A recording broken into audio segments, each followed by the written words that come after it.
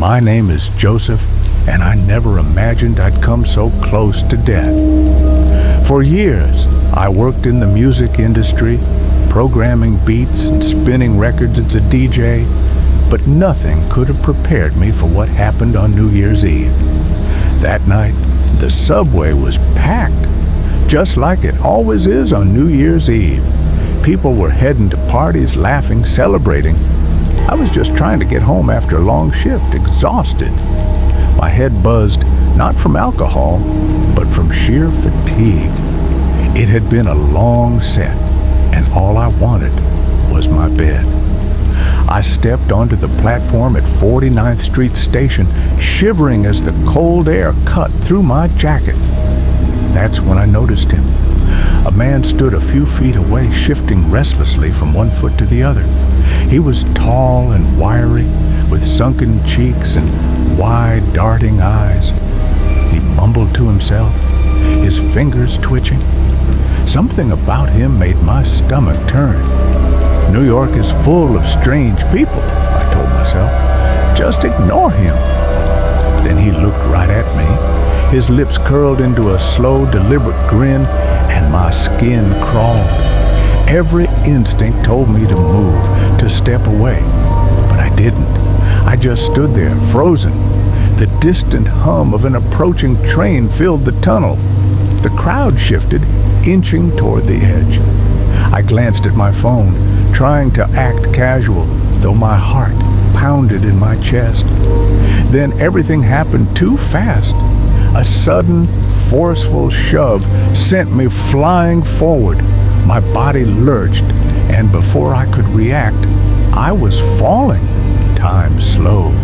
Screams echoed through the station as the ground rushed toward me. My hands flailed, desperately trying to break my fall. My head struck the metal rail, and pain exploded through my skull. Blinding train headlights filled my vision. The screech of brakes tore through the tunnel. Miraculously, the train operator saw me at the last second and pulled the emergency brakes. Somehow, I had landed in the narrow gap between the rails, just inches from being crushed. Pain flooded my body. My ribs felt shattered. My head pounded like it had been split in two. Blood pooled in my mouth. I tried to move, but agony pinned me down. Above me, voices shouted. Someone called for help. Sirens wailed in the distance. The last thing I remember was being lifted onto a stretcher, bright lights burning my eyes. Paramedics spoke, but their words blurred into nothingness. Then, darkness. I woke up in a hospital bed, wrapped in bandages, my head throbbing. The room smelled of antiseptic. The steady beep of machines filled the silence. A nurse leaned over me. "You're lucky to be alive, Mr. Linsky." Lucky. I felt like I'd been hit by a truck. Then the memories rushed back. The subway, the shove, the cold steel tracks beneath me. My stomach twisted. The nurse told me my injuries. A cracked skull, fractured ribs, a ruptured spleen. But I had survived. Barely. Then came the news that sent a chill through me. "They caught him," she said. "The man who pushed me. His name was Kamal." A few days later, the police visited my hospital room. They showed me his mugshot. It was him. Kamal had a long history of violent crime, assault, robbery, drug possession. He had been in and out of jail for years, yet he was still out there, walking free. Free to push an innocent person in front of a train. I stared at his picture, my fingers tightening around the hospital blanket. His wide, empty eyes stared back at me. "Did he say why he did it?" I asked. One of the officers shook his head. "No real motive. Just said he felt like it." A chill ran down my spine. He tried to kill me for no reason, no argument, no provocation, just a sick desire to see someone suffer. Even after his arrest, I couldn't sleep. Every time I closed my eyes, I was back on that platform, feeling the force of his hands on my back, seeing the train's blinding headlights. One night, I woke up gasping for air, my heart hammering. Sweat drenched my sheets. I grabbed my phone and scrolled through the news. Kamal's trial was approaching. Prosecutors were pushing for attempted murder charges. I needed to see him again. Against my doctor's and friends' advice, I attended one of his hearings. I needed closure. When I walked into the courtroom, my ribs still ached with every step. Kamal was already sitting there in an orange jumpsuit, his hands cuffed. He slouched in his seat. Then he looked up and smiled. It was subtle, just the corner of his lips curling.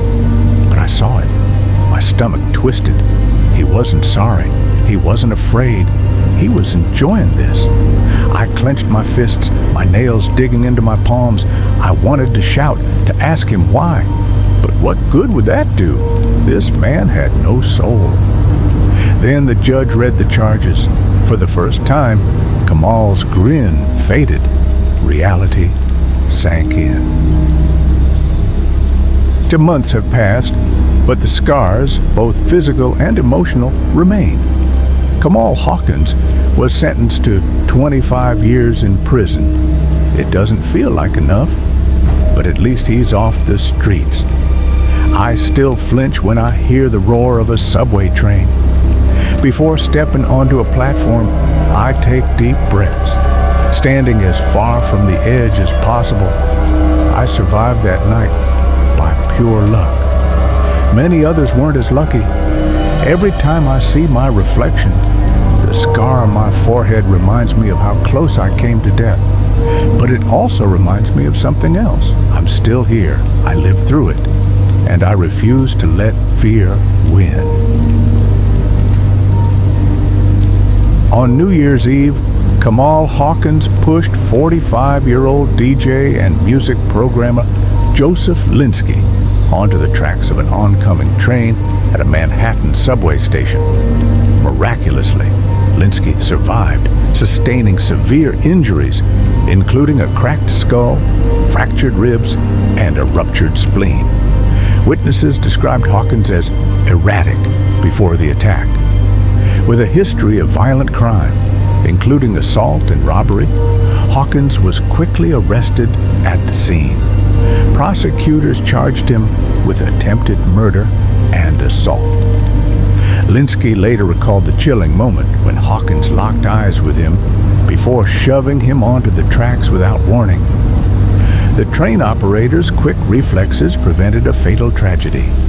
The case reignited concerns about repeat offenders and public safety in New York's subway system.